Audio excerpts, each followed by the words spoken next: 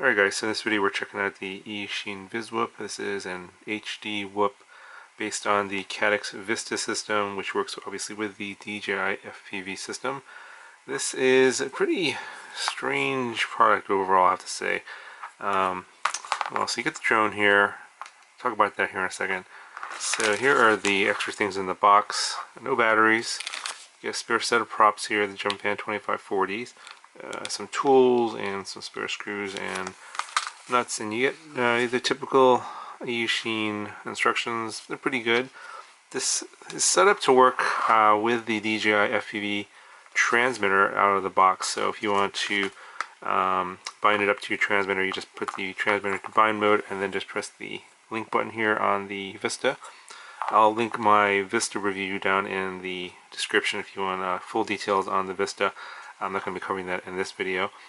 So the drone is a 130mm motor-to-motor micro here with these 2.5-inch prop guards. They're not ducks, so there's no additional thrust or anything like that. They're just primarily for bumping into objects and not breaking the props.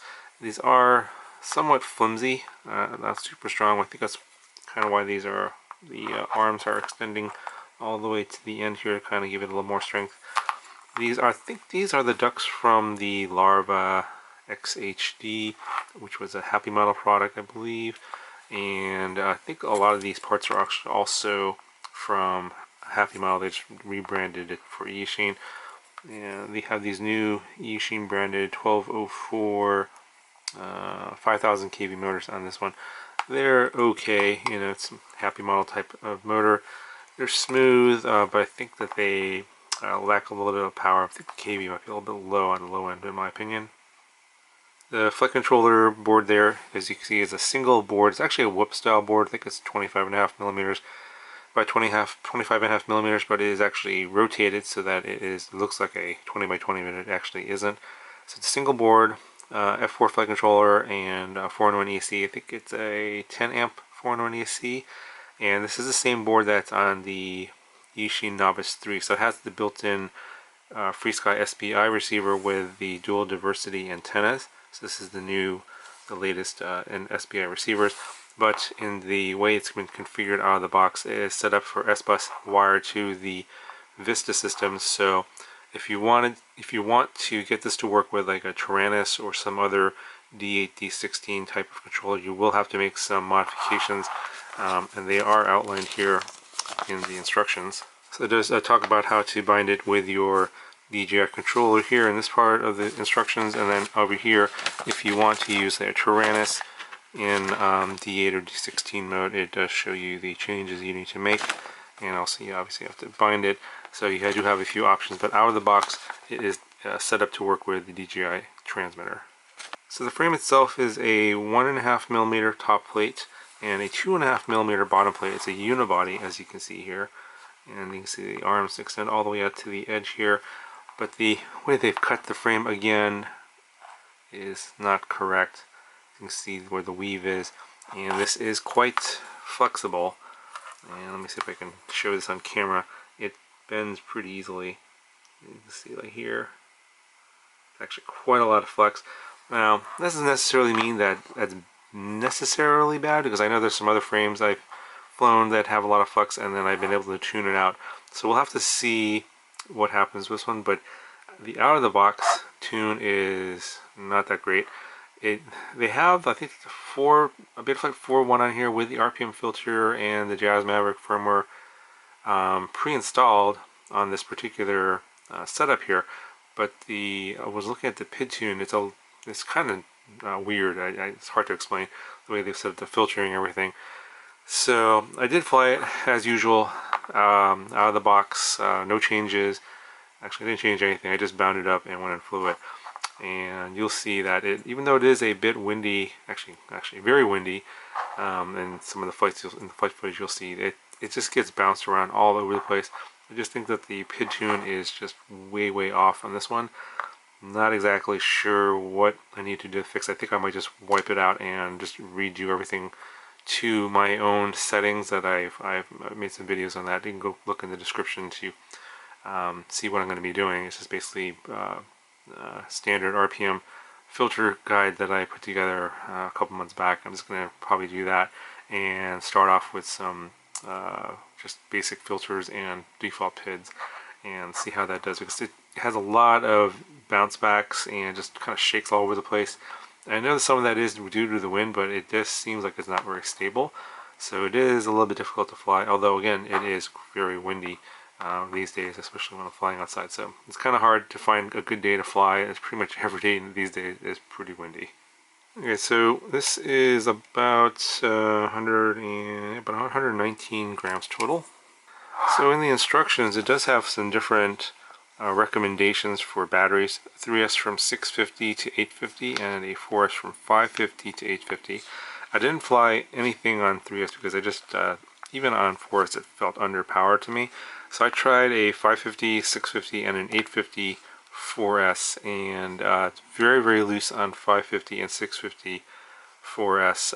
A little bit better. It's still pretty loose on 850, but it just struggles on 850 because the weight is so much, and the motors get pretty warm on the heavier battery. So I think it definitely need to adjust the PID tune because the motor shouldn't be getting that hot.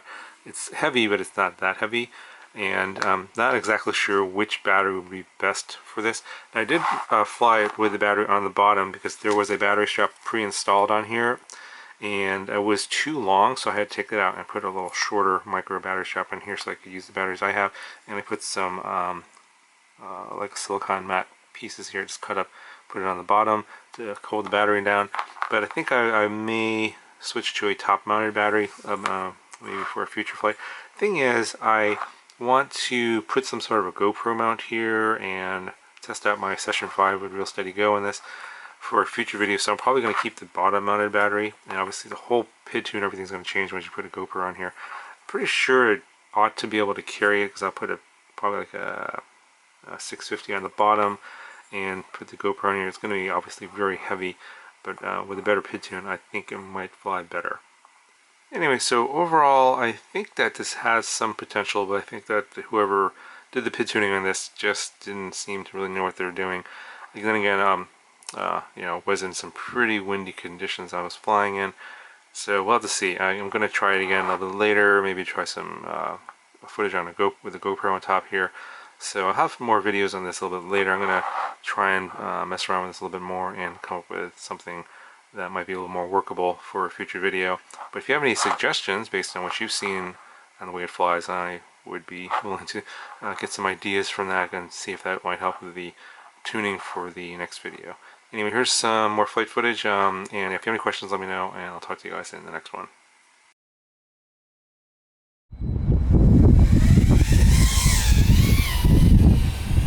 Alright, so it's windy again today. I've been trying to fly this on a non-windy day, but no luck. The weather is just not cooperating. So this is about as good as it's going to get. At least it's not raining. The tune on here is not great. I'm running a 4S 550, so the range is like a 550 to an 850. And if you run a heavier battery, it seems to struggle a lot. But then, you know, with a thing light like this, it's you get a lot of prop washout.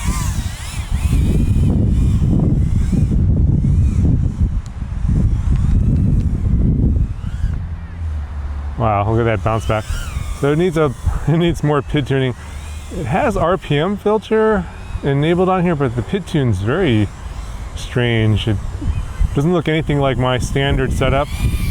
I have a standard RPM filter setup, and it has just some strange setting there. So you can see it bounces around a lot. I guess if you stop the movement at a certain point like that, a little bit earlier, you can get a little less bounce back. Oh, the wind is terrible. Oh my God.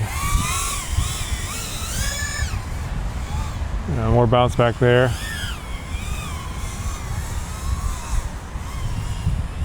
I mean, I think it's just the maybe filters need adjusting. In terms of the sound, it doesn't sound Pops sound okay. It doesn't sound like there's any weird oscillations.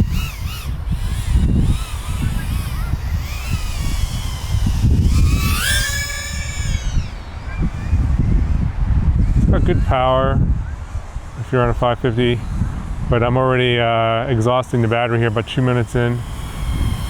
The other flight you're going to see is a 4S 650. That one will give you a little more flight time. I think a 650 or 750 might be better.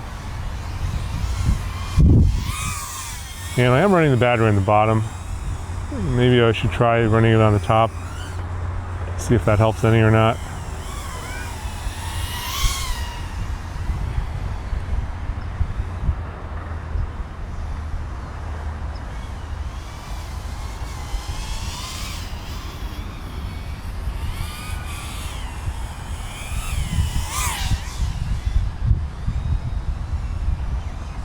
Yeah. And then whenever the wind picks up, you can just feel it hitting those prop guards. It's just causing it to just bounce all over the place.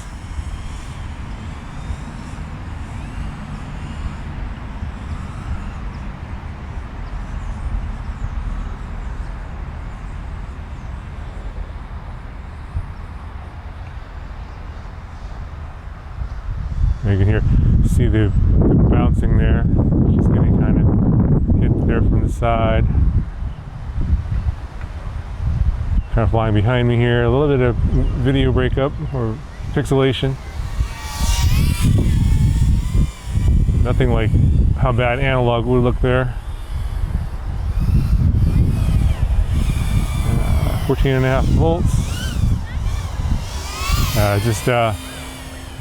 I'm not sure what to do with this pit tuner. I have to look at it.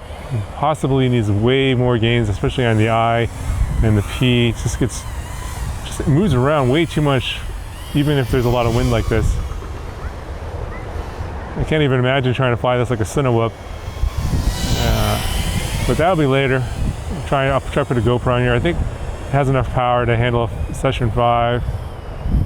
We'll have to see. But the out of the box tune is really bad. Needs a lot of work, so I'll have to work on that, and I'll come up with another video a bit later. So anyway, flight time not too bad. Just 4.5 minutes, 14.5 volts, and on a 554S, so pretty efficient.